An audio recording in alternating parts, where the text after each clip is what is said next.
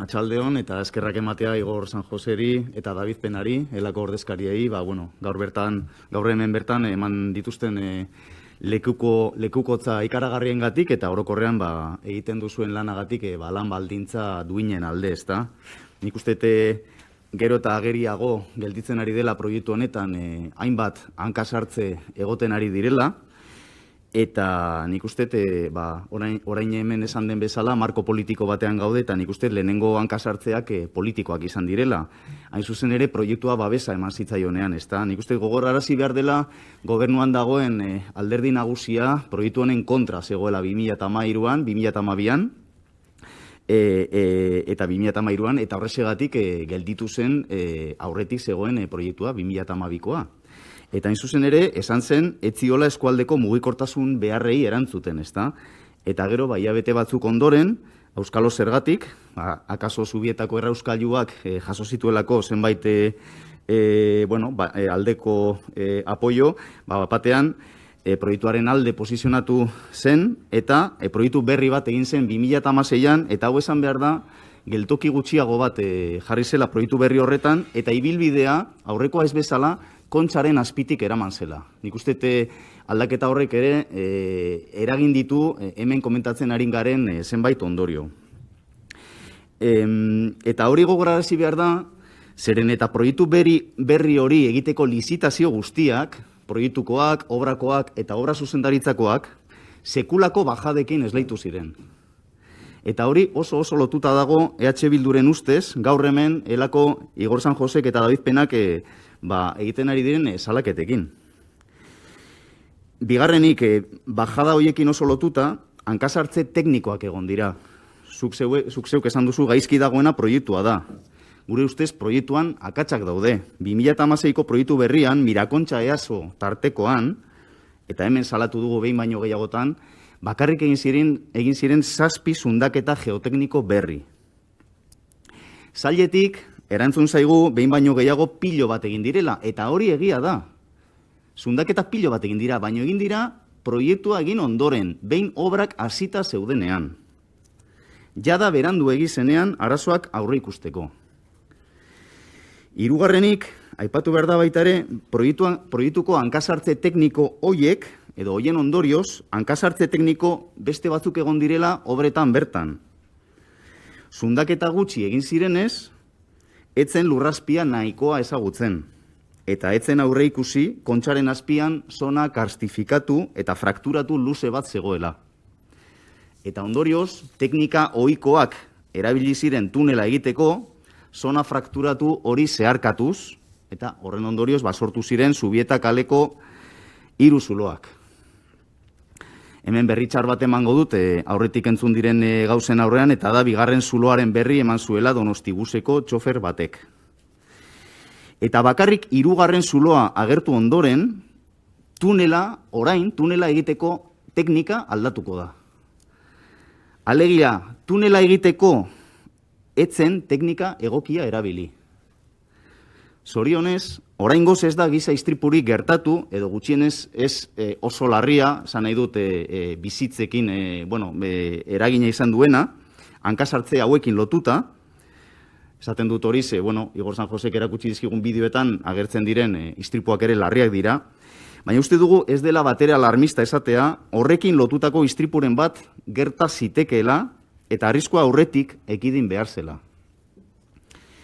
Eta obretan bertan beste motatako hankasartze batzuk ere egon dira, gaurre salatu den bezala, adibidez langileen lan baldintzak kaskartu dituztenak eta zenbait kasutan, entzun dugun bezala, haien bizitzak arriskoan jarri dituztenak.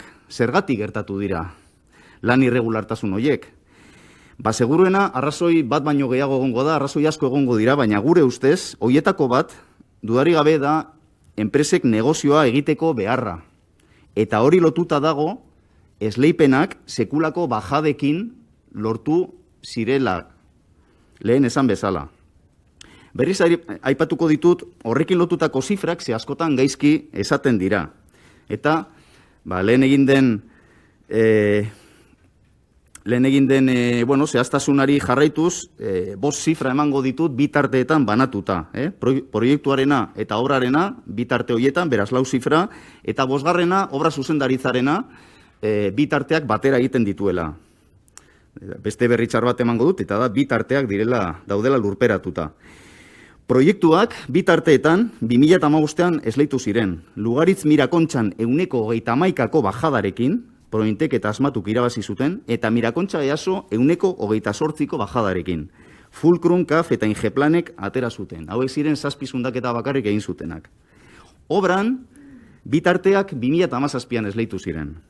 Lugaritz Mirakontxa 123ko bajadarekin, eta eraman zuen Moyua, Viuda de Sainz eta Komsak, eta Mirakontxa EASO 125ko bajadarekin, eta eraman zuten Zazir, Kabosa, Kanpezo, Marieskurrena eta Zubiederrek. Eta hemen ere, 3. berritxar bat emango dut, lehen entzundakoaren aurrean ze UTE bat osatzen dute, enpresa elkarte bat osatzen dute, ez dago Kabosa bakarrik.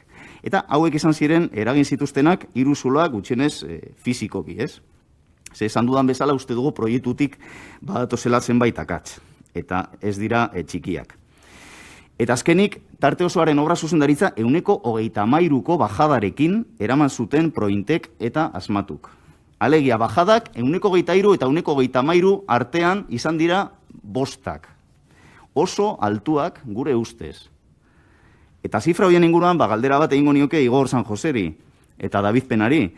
Daukazuen esperientzia ikusita, ea uste duzuen korrelazio bat egon ote daitekeen, egoten ote den, bai orokorrean eta baita obra honetan bertan, obra zehatz honetan, esleipen bajada handien eta obrako lan baldintzen kaskartzearen artean. Eta bajada handien kontuarekin batera, isunen kontua ere aipatu nahi nuke. Ikaragarria da, orain entzun ditugu datu zehatzak, zenbat isun egon diren obra honetan, eta bereziki Mirakontxa EASO tartean.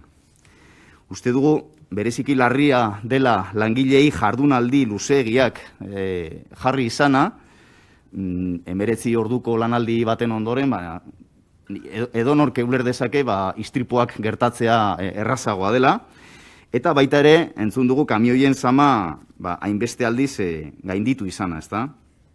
20 piko izun ulertu dut Igor San Josek emandako datuaren arabera. Horrek gidarientzat dakarren arriskuarekin, eta gidariak berak oso ondo azaldu du, arriskua ez da bakarrik berarentzat frenatzeko zailtasunak dauzkalako, baizik eta errepidean dagoen edonorentzat, eta gogora dezagun, kamioi horiek Donostiaren erditik zihoazela, eta beraz ez bakarrik errepidean zeuden personentzat. Galdetu nahi nizuen, zentzu horretan, ea mota horretako zigorrak eta isunak, nahikoak izan beharko hotel iratekeen zuen ustez, enpresa batzuei kontratuak bertan behera usteko. Ari naiz, obra honetaz zehazki, baina igual orokorrean ere, erantzuten badezue, interesgarria litzateke.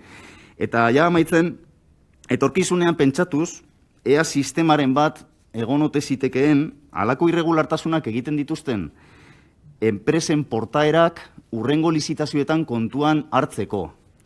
Eta, burura etorri zait, adibidez gidatzeko gidabaimenan sartu zuten puntuen sistema hori, ezta? Nik ez dakit, halako irregulartasunak jerarkizatu ote daitezkeen eta hoien arabera puntuak kendu enpresei, edo beste sistemaren bat, hori da pizkat galdera, ea zuek horren inguruan pentsaera bat edo hausnarketaren bat egin duzuen, hurrengo lizitazioetan, nolabait penalizatuak izateko enpresa horiek, ezta? Eta baita ere igual, praktika onak egin dituzten enpresak igual nolabait saritzeko ere.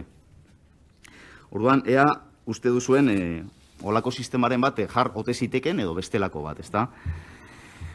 Eta ja, amaituz, metro pasantea bukatzeko 600 metro falta dira, eta pixkat galdetu nahi nizuen, orain aldaketa bat egon da, esleipen berri bat egon da, eta ea horren inguruan, ze espero dezuen, ea lan baldintzak hobetzea espero duzuen, espero dut baietz, eta, balorazio bat pixkat Mirakontxa EASO falta den obra tarte horretaz, ez? Ea aurre ikusten dituzuen arazoak txikitzea edo desagertzea.